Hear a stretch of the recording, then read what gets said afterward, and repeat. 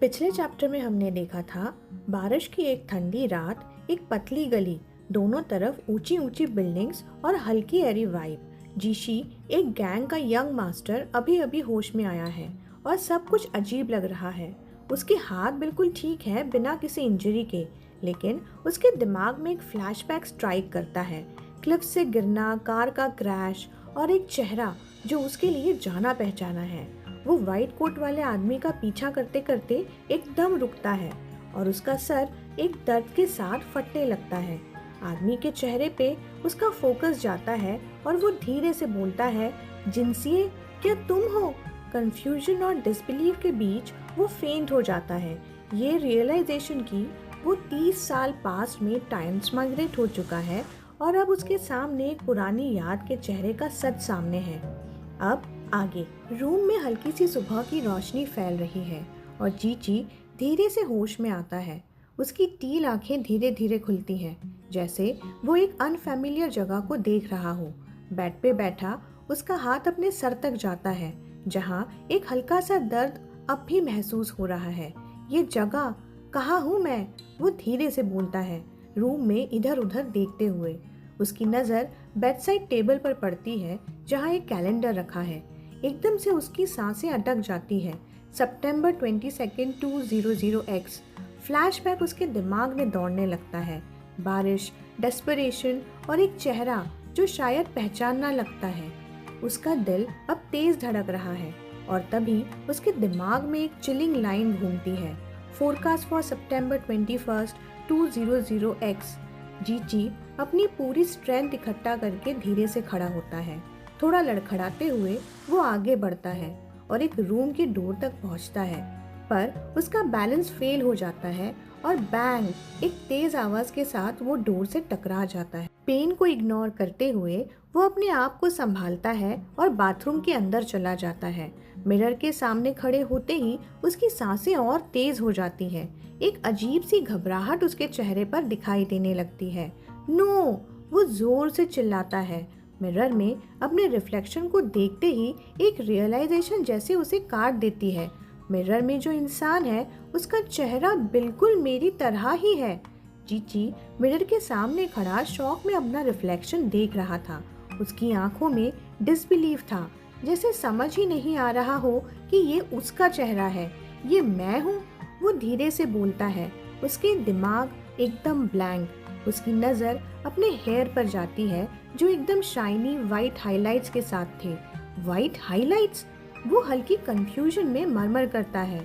फिर उसकी नज़र अपने लिप्स पर जाती है, जहाँ एक लिप पियर्सिंग क्लियरली विजिबल थी। Lip piercing? उसका सरप्राइज और बढ़ जाता है और तभी उसकी आंखों के पास एक और चीज़ चमकती है। आईब्रो पियर्सिंग भी? वो धीरे से अपने फिंगर से पियर्सिंग्स को टच करता है, जैसे कंफर्म कर रहा हो कि ये सब रियल है या कोई प्रैंक। फाइनली एक थोड़ा सार्कास्टिक साय निकालता है। लगता है किसी ने मेरे फेस को एक जोक बना दिया है। उसके चेहरे पे डिसबिलीफ के साथ इरिटेशन भी था, जैसे ये रिफ्लेक्शन उसका हो ही नहीं सकता। जीची मिरर के सामने खड़ा था और वो अभी भी ये सच्चाई को समझने की कोशिश कर रहा है। मैंने 30 साल पास में ट्रांसमाइग्रेट किया है, वो अपने आप से पूछता है। और फिर एक छोटी सी सार्डोनिक स्माइल उसके लिप्स पर आई। पर इस बात ने मेरी जिंदगी के पिछले 29 साल को एक तरह का बेकार मजाक बना दिया है। वो धीरे से बोलता है, जैसे अपनी ही सिचुएशन का मजाक उड़ा रहा हो। जीची अपने जैकेट की अंदर वाली पॉकेट से एक आईडी कार्ड निकालता है और उसको ध्यान से देखने लगता है। जी हाइपिंग, ये बंदा कौन है? वो खुद से बोलता है। उसके मन में कंफ्यूजन बढ़ता जा रहा है और ये कब से मेरी फैमिली का हिस्सा बन गया? फिर उसकी नज़र आईडी के फोटो पर जाती है और एक सेकंड के लिए वो स्टिल हो जाता है। फोटो उसी का लगता है, बट कुछ अलग है। बर्थडे पढ़ते ही उसकी आंखें और बड़ी हो जाती हैं। December 23, 199X। Wait a minute, I am 19? मतलब मुझे एकदम से 10 साल यंगर बना दिया। वो डिसबिलीफ में बोलता है। उसका दिमाग हर तरफ चल रहा था, समझने की कोशिश करते हुए कि ये सब क्या हो रहा है। जैसे ही जीची ने आईडी कार्ड को देखा, उसका सर एकदम से दर्द करने लगा, जैसे किसी ने शार्प नीडल अंदर घुसा दिया हो।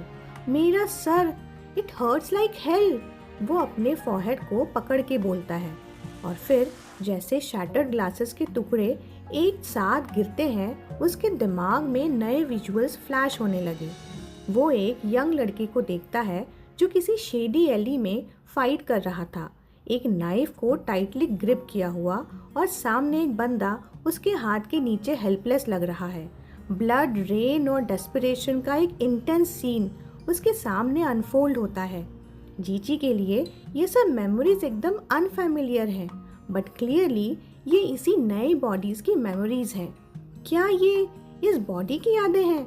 वो अपने आप से सॉफ्टली बोलता है, शैटर्ड फ्रैगमेंट्स को समझने की कोशिश करते हुए।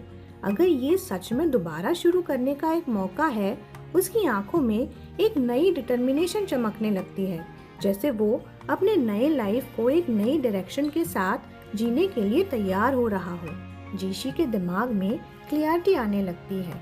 30 साल पहले वो अपने आप से बोलता है, फू वुशेंग, जो जिनसिए के अडॉप्टिव फादर हैं, अभी अभी निन्हाई में अपना फुटहोल्ड बनाना शुरू किया था।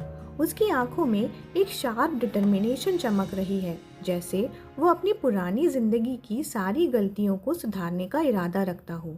ब्लैक ब्लेज गैंग के एक्सपेंशन का एक वर्चुअल प्लान उसके दिमाग में तस्वीर बनाता है।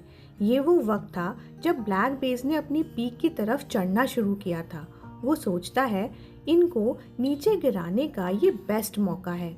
अचानक जीशी को कुछ रियलाइज होता है। उसका हाथ अपने नेक के पीछे जाता है और वो एक बैंडेज को फील करता है। वेट, ये क्या है? फिर एक और थॉट स्ट्राइक करता है, किसी ने मुझे पैचअप किया है। लेकिन फिर कंफ्यूजन और बढ़ जाती है।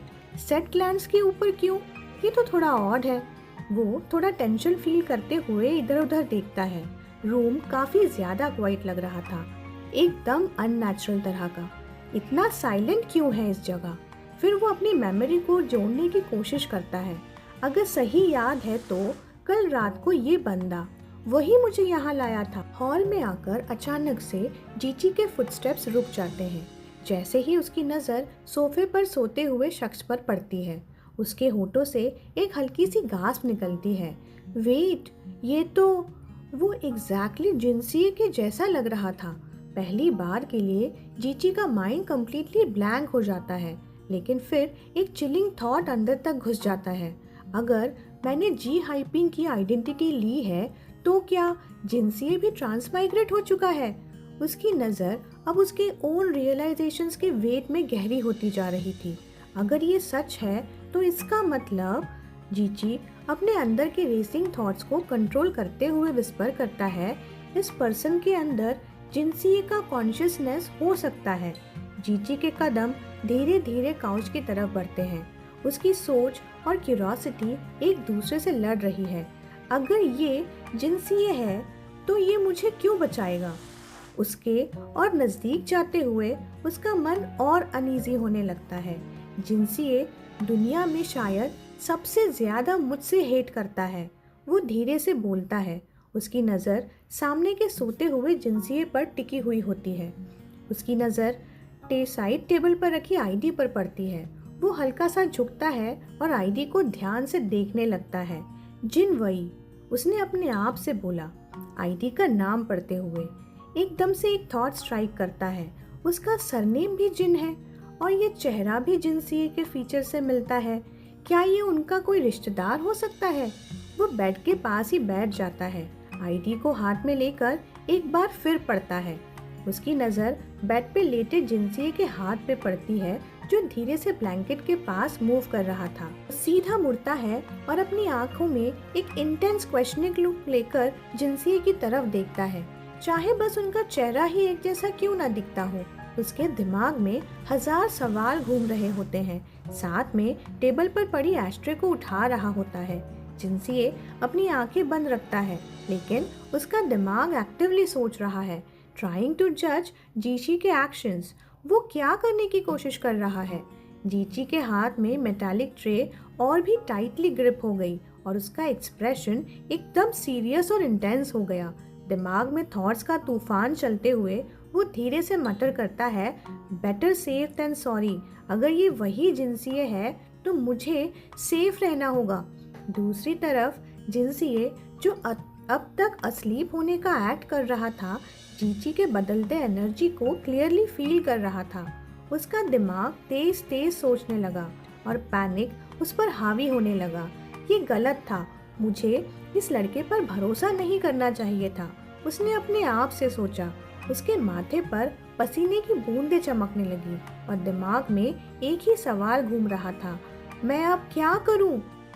मुझे अभी फेक वेकअप करना पड़ेगा।